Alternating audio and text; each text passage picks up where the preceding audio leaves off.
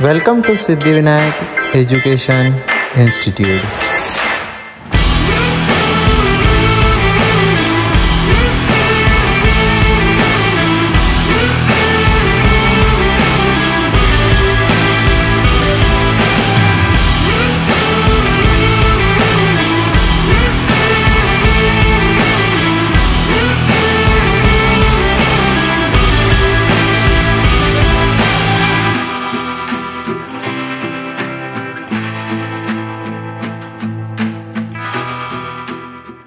Hello, my self Vaishnavi Rangdale. I am from Siddhivinayak from class 12।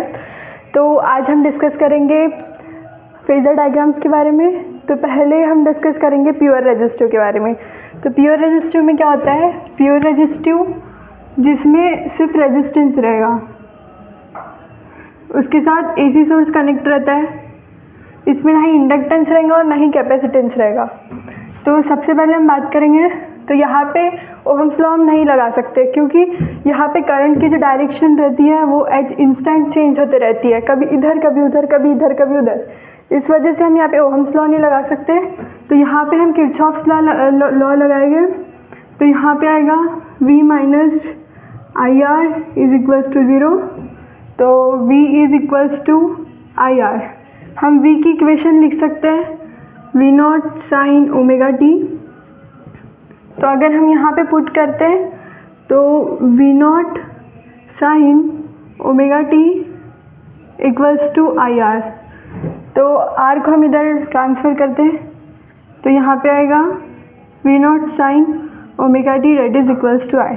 अब यहाँ पे हम देख सकते हैं कि यहाँ पे I की इक्वेशन आ गई है। तो ये जो V नॉट बाय R है, ये हमारा करंट एट पीच होता है। तो I naught sine omega t date is equals to आई।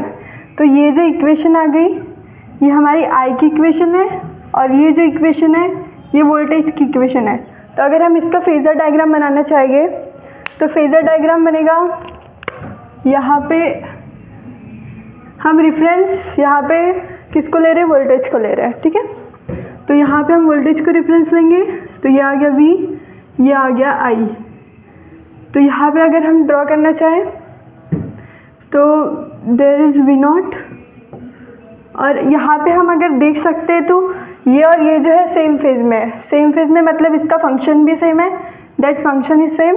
और यहाँ पे ओमेगा टी, यहाँ पे मतलब कोई फेज डिफरेंस नहीं आ रहा है, फेज डिफरेंस इसमें 0 है। तो both are in same phase. तो अगर हम यहाँ पे ड्रॉ करना चाहिए तो यहाँ इधर साइड आएगा V और इधर साइड ही आएगा I। इट मीन्स दोनों एक साथ ऑसिलेट करेंगे। तो ये हो गया हमारा प्योरली रेजिस्टिव।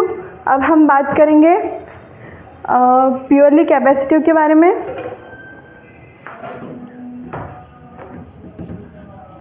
तो प्योरली कैपेसिटिव में क्या रहता है? वहाँ पे सिर्फ कैपेसिटेंस रहेगा, वहाँ पे ना ही इंडक्टेंस रहेगा और ना ही रेजिस्टेंस रहेगा।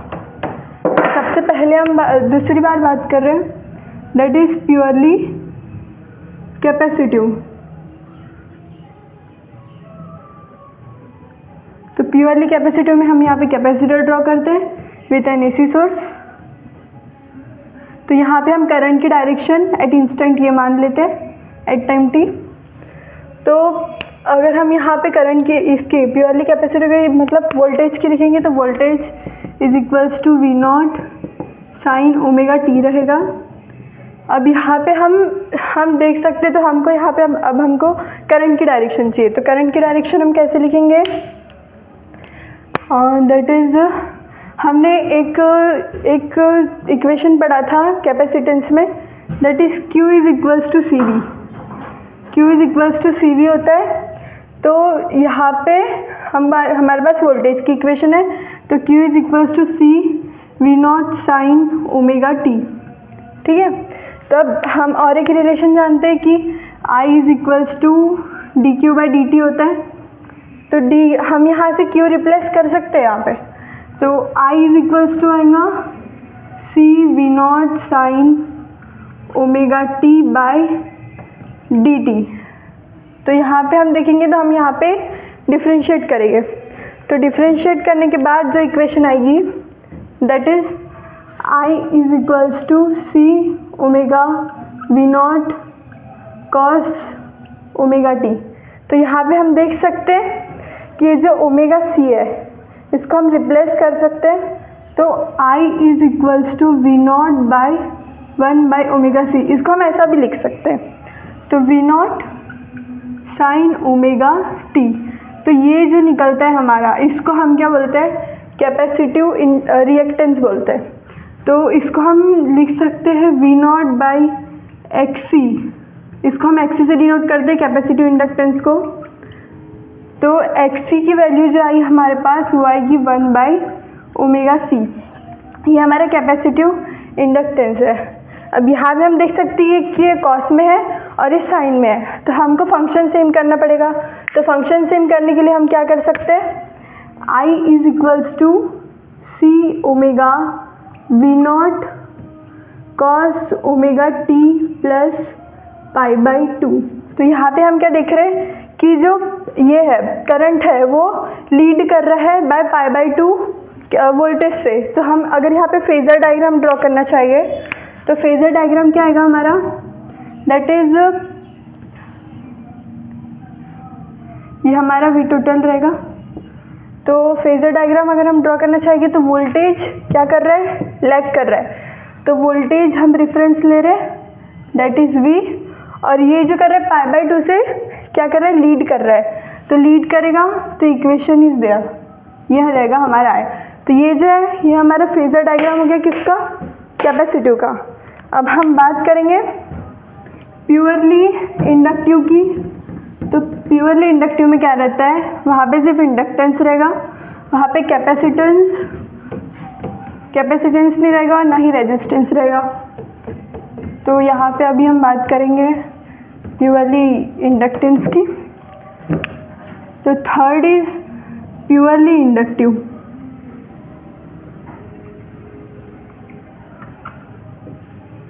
तो इसमें अगर हम ड्रॉ करेंगे तो इंडक्टेंस को हम ऐसे रिप्रेजेंट कर सकते हैं, यहाँ पे आ गया एसी सोर्स, यहाँ पे भी हम एक इंस्टेंट पे करंट की डायरेक्शन ये मान लेते। तो हमने एक रिलेशन पढ़ा था, कौन सा रिलेशन पढ़ा था हमने, कि E is equals to L D I by D T. तो V की जो इक्वेशन है वो क्या है, V naught sine omega T. तो इसमें हम V को E से रिप्लेस करते हैं, ये तो यार ये तो सेम ही है। तो we naught sine omega T is equals to L D I by D T होता है। तो L को इधर ट्रांसफर करते हैं, V by L that is sine omega T, sine omega T हो गया। अब यहाँ पे is equals to D I by D T को इधर ट्रांसफर करके तो हमको इंटीग्रेट करना पड़ेगा। तो integrate v by L sine omega T that is equals to D I by D T. अब यहाँ पे साइन का इंटीग्रेशन क्या होता है, माइनस ऑफ कॉस। तो l तो कांस्टेंट है, तो 1 बाई एल, इसका integration V naught cos omega T upon omega, ये हो जाएगा। तो फिर यहाँ ये किसकी इक्वेशन आई है, आई की, आई का भी इधर इंटीग्रेट करेगा। तो यहाँ पे ओमेगा एल हुआ तो we naught cos minus of cos आएगा, है ना, माइनस ऑफ कॉस आएगा। तो हम इक्वेशन में यहाँ पे माइनस लगा सकते हैं। तो यहाँ पे माइनस अगर हम देखेंगे तो इक्वेशन हमारी क्या बनेगी, आई की, that is I by omega L that is V naught by omega L cos omega T. तो यहाँ पे कॉस है, ठीक है। तो ये जो आ रहा है हमारा, ये क्या आएगा, इंडक्टिव रिएक्टेंस, इंडक्टिव रिएक्टेंस हो गया। तो उसको हम लिख सकते हैं X L is equals to omega L. अगर हम डायरेक्ट, अगर यहाँ से डायरेक्ट करंट पास रह रहा तो ओमेगा की वैल्यू क्या हो जाती है, 0। तो इसमें हम बोल सकते हैं कि एक्स एल जो आएगा वो 0 आएगा in case of when we use direct current source. Direct current source अगर हम यूज़ करेंगे तो ये जो इक्वेशन है इसको हम कैसा लिख सकते हैं, यहाँ माइनस है, तो we naught omega L cos cos omega t minus of π/2। ठीक है, तो हम एक बात जानते हैं कि जो इंडक्टेंस रहता है, इंडक्टेंस क्या करता है, करंट को अपोज करता है। तो यहाँ पे अगर हम फेजर डायग्राम बनाना चाहेंगे तो फेजर डायग्राम इसका कैसा आएगा, ये हो गया हमारा V जिसको हम रेफरेंस लेते हैं, और ये हो गया I। तो यहाँ पे क्या कर रहा है, यहाँ पे हम देखेंगे तो V तो अपने डायरेक्शन में ही रहेगा, that is V not. Okay, तो अब हम यहाँ पे देख रहे हैं कि करंट जो है वो लीड कर रहा है। इट मीन्स जो फेजर डायग्राम, हम जो इसका फेजर डायग्राम जो अगर बनाना चाहेंगे तो I हमारा कहाँ आएगा, डाउनवर्ड डायरेक्शन में आएगा। तो यहाँ पे आ गया हमारा डाउनवर्ड डायरेक्शन। तो हमने देखा कि यहाँ पे जो है, जो करंट जो है वो लैग कर रहा है, और कैपेसिटेंस में क्या हो रहा था, करंट जो कर रहा था वो लीड कर रहा था, और प्योरली रेजिस्टिव में क्या हो रहा था, करंट और जो वोल्टेज है वो दोनों सेम फेज में हो रहे थे। इट मीन्स रेजिस्टिव में क्या होता है, जो करंट और वोल्टेज रहता है वो सेम, मतलब सेम टाइम में ऑसिलेट करता है। ओके, फिर उसके बाद हमने इतना देखा, तो हमने क्या क्या पढ़ा, purely reactive resistance, purely inductance और प्योरली कैपेसिटिव। तो ये जो 3 डायग्राम है फेजर डायग्राम, ये मैं आपको समझाना चाहती थी। मेरा मतलब तीनों डायग्राम आई होप आपको समझ में आया होगा। तो thank you, please like share and subscribe.